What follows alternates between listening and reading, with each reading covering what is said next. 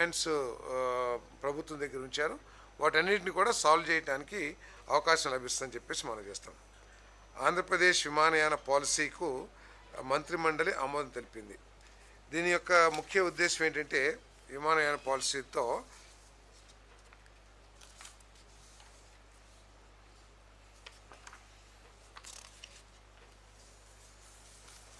మన రాష్ట్రంలో passenger market షేర్ని 1.5% 2025 నుంచి 4% 2035కి పెంచాలని చెప్పేసి ఈ పాలసీ యొక్క లక్ష్యం.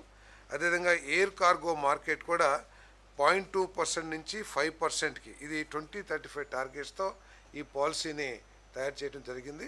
2035 కల్లా ఇప్పుడున్న ఎయిర్ కార్గో 0.2% నుంచి 5%, ఇప్పుడు 6,240 మెట్రిక్ టన్నులు కార్గో ఉంటే దాన్ని 4,27,500 మెట్రిక్ టన్నులకి పెంచే విధంగా ఈ పాలసీ ఉపయోగపడుతుందని చెప్పేసి మనం చేస్తాను.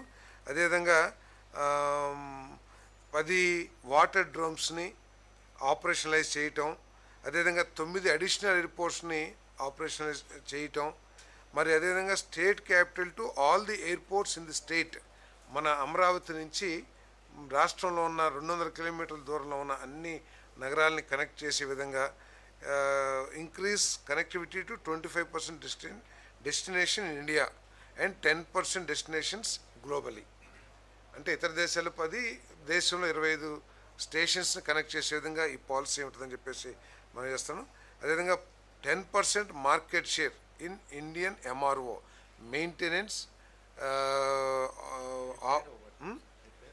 Repair and overhauling, maintenance, repairs, overhauling business ఏదైతే ఉందో దాంట్లో 10% మార్కెట్ షేర్ ఇక్కడ.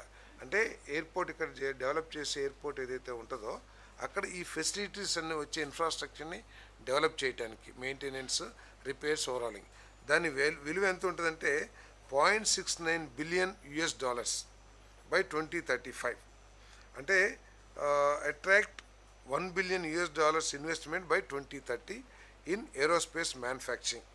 తర్వాత అదేవిధంగా ఈ పాలసీ ద్వారా 5,000 ప్రొఫెషనల్స్ని ప్రతి సంవత్సరం ట్రైన్ చేసి ఈ ఫీల్డ్లోకి డెవలప్ చేయాలనేది కూడా ఈ పాలసీ యొక్క ఉద్దేశం అని చెప్పేసి కూడా నేను మనవి చేస్తాను.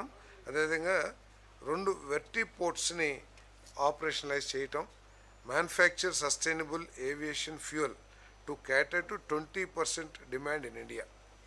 ఇది పాలసీ యొక్క లక్ష్యాలు. ఆ పాలసీని ఈరోజు మంత్రిమండలి ఆమోదించడం జరిగిందని చెప్పేసి మనం చేస్తాం.